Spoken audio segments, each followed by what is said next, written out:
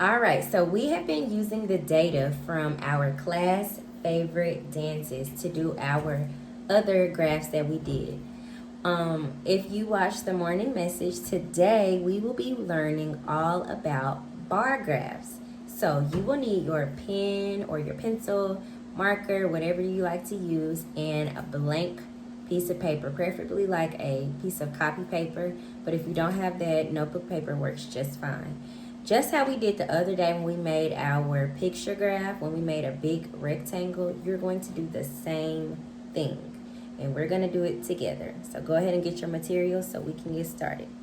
If you remember, the first thing that a graph always needs, regardless of what kind of graph it is I'm going to give you some think time.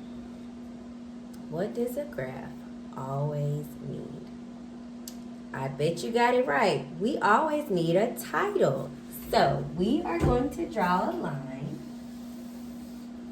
And if you remember, our title is Class Favorite Dances. So that's what we're going to write.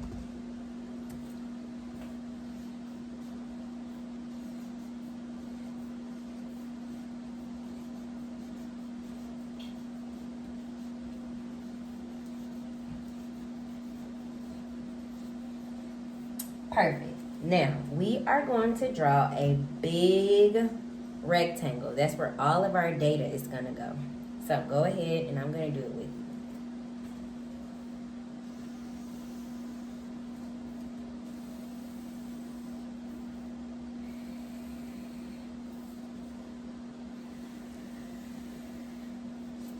Just like so.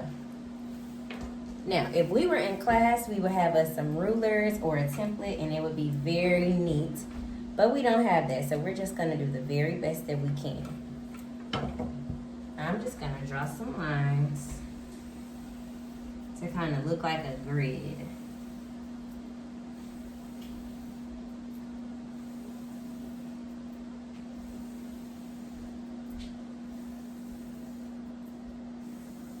I'm going to draw some horizontal lines, like so. And I'm also going to draw some vertical lines. And you will see what this is for once we get done.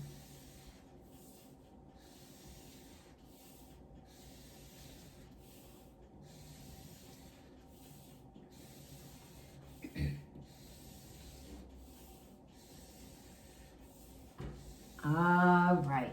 Now, it's not going to be perfect, but we're going to make do with what we got. All right.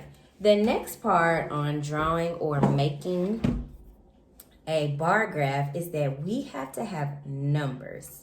I'm going to get a different color just so that you can kind of see what I'm doing. Okay, so we have to put numbers down at the bottom right here. I'm going to put a 0 right in the corner. That represents 0.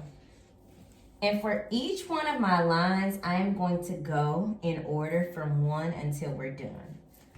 So, 1, 2, 3, 4, 5, 6, 7, 8, 9, 10, 11, 12. Go ahead and take a second to kind of look at mine. And just get caught up if you need to get caught up. Feel free to pause the video if you ever need to, because I don't have control over that. But feel free to pause it whenever you need to get caught up. All right, go ahead and get started, and then we're gonna move on to the next part. All right, the next thing that I did off camera was drew some lines. I kind of skipped some spaces. That way that when we collect our data and fill in our data, we can kind of read it better and it's not so jumbled up. So when you draw the lines right here, this is where we're going to put our categories. When you draw the line, skip a line or skip like a block or so, just so that the area is nice and clear. Once again, parents, I know that this isn't going to be perfect, especially for second graders, because they're just not very precise at the moment. So just work with your students and be patient with them. It doesn't have to be perfect. We're just doing the best that we can with what we have. Don't feel pressured. All right, as I said before, we are going to put our category names right here. So I'm gonna put Jigga right here because that was our class favorite dance, followed by the mop, floss, and shoot. So you cannot see, this is what it's looking like. I got my names right there. Perfect. Before we move on, I just want to put a vocab word to what you see. At the bottom, these numbers, we call this a scale. We call these right here the scale. So sometimes you may see like they're underlined or sometimes you won't. But either way, we refer to the numbers underneath the bar graph as a scale. All right. Now we are going to fill in our data based on our data we collected the other day. So we're going to start from the bottom because I feel like I always start with Jigga. So we are going to find Shoot. Shoot had 4 votes. So we are going to color until we get to the number 4 because the Shoot dance had 4 votes.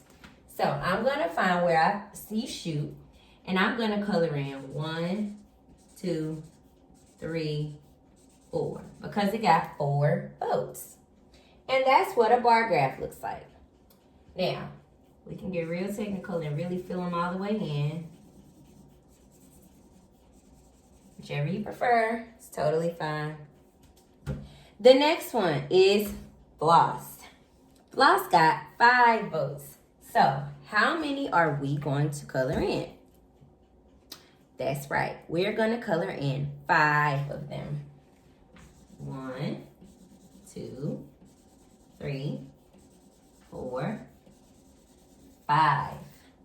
Our next dance was Mop. And Mop got 3 votes.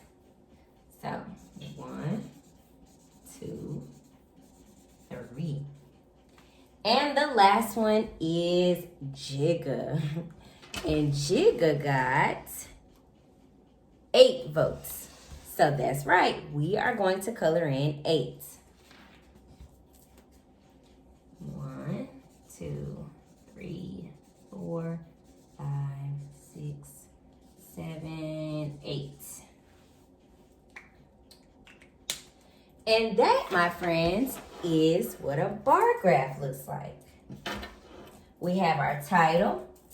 We have our categories. We have our scale. And we colored it in according to the data that was posted. Now that we have our data, we could answer some questions based off the data. Now, we did the other day, but we can always use more practice. I could ask, how many people voted for Shoot and Floss? So I would take the number of people that voted for Shoot, which is 1, 2, 3, 4, plus the number of people who voted for Floss, which is 5. And I will add them together because I want to know how many people voted for both Shoot and Floss. We got 4 and 5, put those together, and we have 9. Today, on your problem set, you will be answering questions as well as making a bar graph. Once again, I'm going to record a video on how exactly you can reach this website if you are able to print. That way you're not handwriting everything. It'll just be a lot easier if you have a printer at home. You can go online and print out the problem set. I get this stuff directly from the website. Other than that, we have completed yet another day of virtual learning. Today we learned all about what a bar graph is and the difference between a bar graph, a picture graph, and tally marks. If you don't know, tally marks, we take tallies, they're just little lines, and when we get to 5, we cross them over. Picture graphs, you actually have a picture, which means on the graph, each picture represents whatever data you collected. And bar graphs have a scale, and we color it in based on the scale. Another day smarter. Y'all have a great Thursday, and turn your work in. And send it to me either through the message or the portfolio, whichever one you prefer. Have a great Thursday. Bye.